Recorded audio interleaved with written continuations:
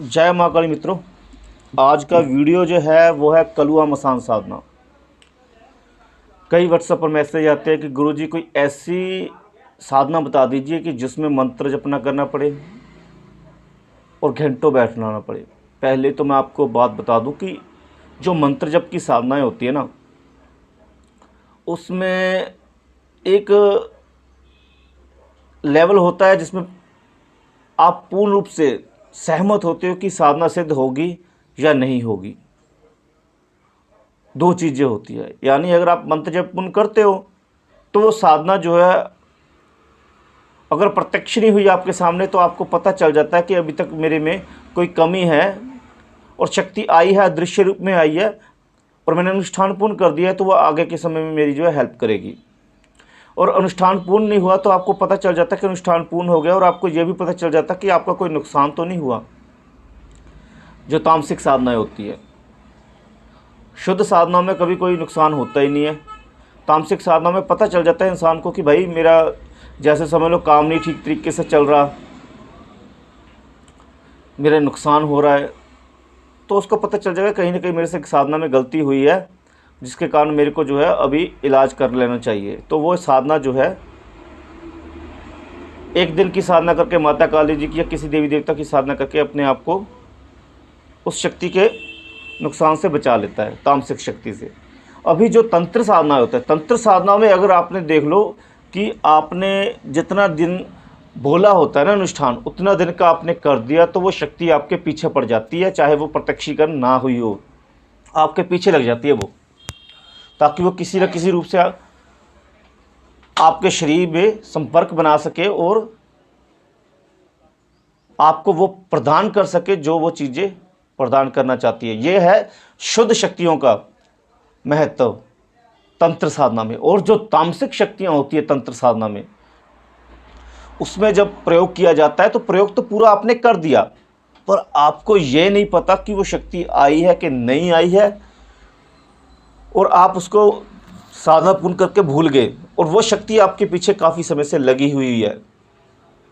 और जब तक आप उसको प्रत्यक्ष नहीं कर लेते हो तो वो शक्ति ना किसी तरीके से जो है फिर आपको तंग करके बताने की कोशिश करेगी कि वो आपके पीछे लगी हुई है, ताकि आप उसको फिर से धारण करके सिद्ध करने की कोशिश कर सको, प्रत्यक्ष कर सको।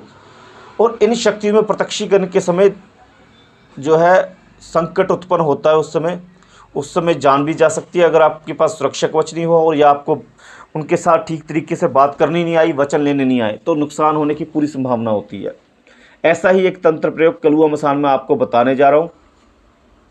ये ज़्यादा लंबी साधना नहीं होती है, इसमें सिर्फ एक वृक्ष के ऊपर ही डिपेंड होती है आपकी सारी साधना।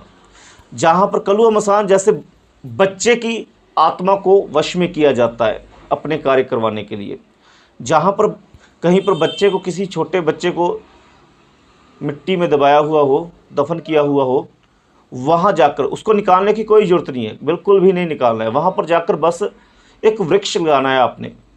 वो वृक्ष है कपास।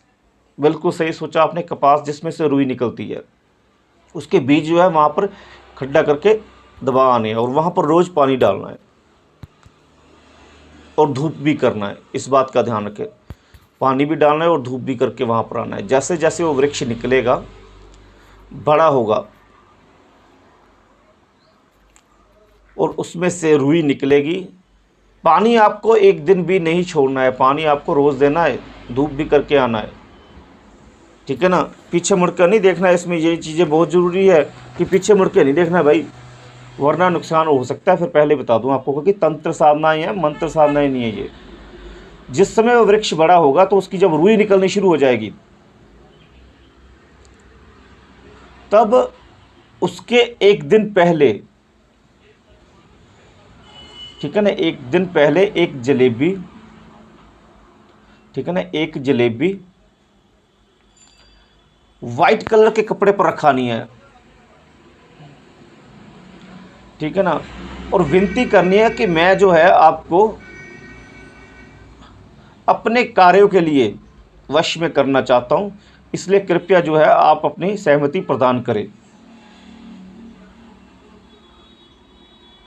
और उसके अगले दिन जाकर उसको ये भी बताना पड़ेगा आपको कि मैं अगले दिन आपको लेने के लिए आऊँगा, कृपया आप जो है मेरे सभी प्रकार के मनोवांछित कार्य के लिए अपनी सहमति मुझे प्रदान करें, मैं अगले दिन आपको लेने के लिए आऊँगा, आप तैयार रहिए। और वो जो कपास की रुई है वो निकाल लेनी है, और उस कपास की रुई को ले जाकर अमावस्या वाले दिन आपने कड़वे तेल में दीपक लगाना है। कड़वे तेल में दीपक लगाना है और उसके ऊपर जो है एक चम्मच रख देना है।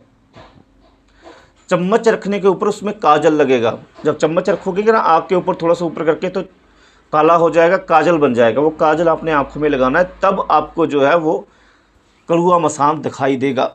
जलेबी पहले रख लेनी है, वाइट कपड़े के ऊपर जलेबी रख लेनी है भोग के लिए, तब उसको कार्य के लिए बोलना है। और जब वो कार्य करके आए तो उसको भोग प्रदान करना है, या पहले भी आप भोग दे सकते हो।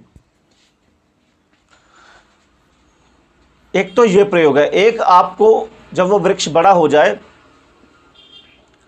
तो उसे आप अमावस्या से एक दिन पहले भी जाकर वाइट कपड़े पर भोग रख सकते हो जलेबी का, और उसे प्रार्थना कर सकते हो कि मैं कल को अमावस्या, ये मैं आपको बताना भी भूल गया, पीछे थोड़ा सा मिस अंडरस्टैंडिंग होगी, बताना भूल गया। ये जो अमावस्या के दिन है, अमावस्या के एक दिन पहले आपको करना है, उसको निमंत्रण देना है कि मैं अमावस्या वाले दिन जो है आपको लेने आऊँगा अपने सभी प्रकार की कार्यों की पूर्ति के लिए। और फिर आपने कपास की रुई अमावस्या वाले दिन ले जानी है, यानी एक दिन पहले आपने उसको निमंत्रण देना है, उसको ले जाना है। उसके बाद जो है वो रुई जो है, जितनी भी रुई होगी वो रुई आपने सारी नहीं लेनी है, सिर्फ जितनी रुई आपको चाहिए एक दीपक की अग्नि लगाने के लिए, वो आपने सिर्फ ले लेनी है। अगर आप उसे संभाल सकते हो, आपके पास सुरक्षा कवच है, आप उसे संभाल सकते हो लंबे समय के लिए, तो आपको लंबे समय के लिए बोलने की जरूरत नहीं। तो फिर तो आपने यही बोलना है कि मैं आपको लेने के लिए आऊँगा अपनी सभी प्रकार की कार्यों की पूर्ति के लिए। या फिर आप सिर्फ उसे एक दिन के लिए लेना चाहते हैं तो आपने उसे कहना है कि अमावस्या वाले दिन मैं कल को आपको लेने के लिए आऊँगा, अपने कार्य की पूर्ति के लिए सिर्फ एक दिन के लिए लेने के लिए आऊँगा। जब मेरे कार्य पूर्ण हो जाएंगे तो आप अपने स्थान पर लौट सकती है। तो फिर उस दिन जो आपने उससे काम करवाना है, उससे काम करवा के आप उसको वापस भेज सकते हो, अगर आप उसे संभाल नहीं सकते तो। पर सुरक्षा कवच फिर भी होना चाहिए, ये बात मैं आपको पहले ही बता दूं कि यह तामसिक साधनाएँ हैं। अगर आप लंबे समय तक संभाल सकते हो फिर तो सुरक्षा कवच है, तो फिर तो कोई प्रॉब्लम की बात ही नहीं है। जब वो आ जाएगा तो फिर सुरक्षा कवच होंगे आपके पास, किसी देवी देवता की शक्ति होगी तो फिर वो कोई गलत कार्य नहीं कर पाएगा, आपके घर में भी कोई किसी प्रकार का उत्पात नहीं मचा पाएगा या कोई भी नुकसान नहीं कर पाएगा, किसी भी तरीके से वो आपको धोखा नहीं दे पाएगा। अगर आपके पास दैविक शक्ति हुई तो दैविक शक्ति का होना बहुत ज़रूरी है, क्योंकि हर प्रकार के संकट से वो आपको बचा सकती है अगर आपसे कहीं गलती भी हो जाए। हाँ, कई लोगों के मैसेज आया मेरे को कल, कईयों ने दीक्षा के लिए, कईयों ने हवन क्रिया के लिए, परी अक्षणी साधना के लिए अनुदान भेजा हुआ है, वो मैंने देख लिया है।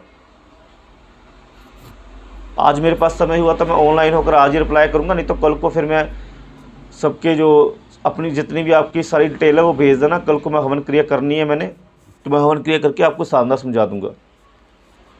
बाकी जिसने करनी है स्टेप बाय स्टेप ही करे, वीडियो देख के साधना करने की कोशिश ना करे, क्योंकि नुकसान का फिर वो खुद जिम्मेदार होगा। हमें बाद में सूचित ना करे कि हमें नुकसान हुआ, क्योंकि ऐसे कोई भी साधना ना करे। मैं पहले आपको कहा है कि गुरु की देख रेख में करे। जय माँ काली, माता आपको सभी प्रकार के सुख प्रदान करे।